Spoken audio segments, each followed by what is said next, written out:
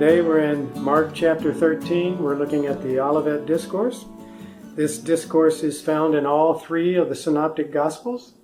It's also the longest continuous discourse that Jesus gives in the entire book of Mark. So it's a long discourse, and there's a lot of imagery in it. We actually call this apocalyptic type literature, but it's also considered to be didactic, meaning that it's intended to instruct, it's intended to teach.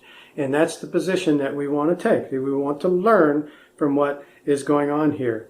So it begins with Jesus and his 4 disciples walking out of the temple. And one of the disciples comments on how grand the temple is.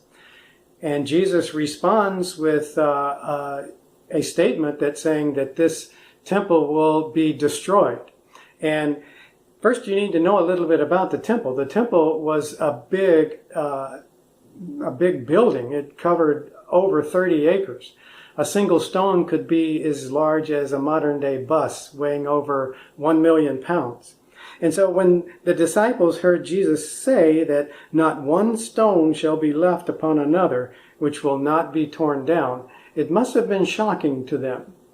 They walked out of the temple across the valley onto the Mount of Olives. And from the Mount of Olives, they could actually see the entire structure of the temple.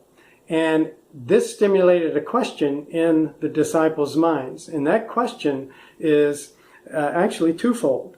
First, they say to Jesus, when will this destruction happen?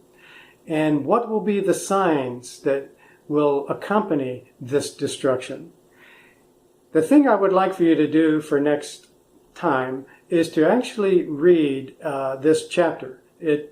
Particularly for Wednesday and Friday. It would be very helpful to you if you actually know some of the things if you can remember some of the things that we will be discussing. So take some time and actually read the chapter and see if we can make some sense of it. The second thing I'd like for you to do is to look at Jesus' answer. Sometimes when Jesus was asked a question, he would answer in a parable. He would answer with another question, particularly when he felt like the question was insincere. He would come back with his own question and question the questioner. Sometimes Jesus wouldn't answer at all. What is the manner of Jesus' answer to his 4 disciples here? I think that will go a long way. Getting that part correct will go a long way in helping us understand what he means when he says the things that we're going to discuss on Wednesday and Friday. Thank you.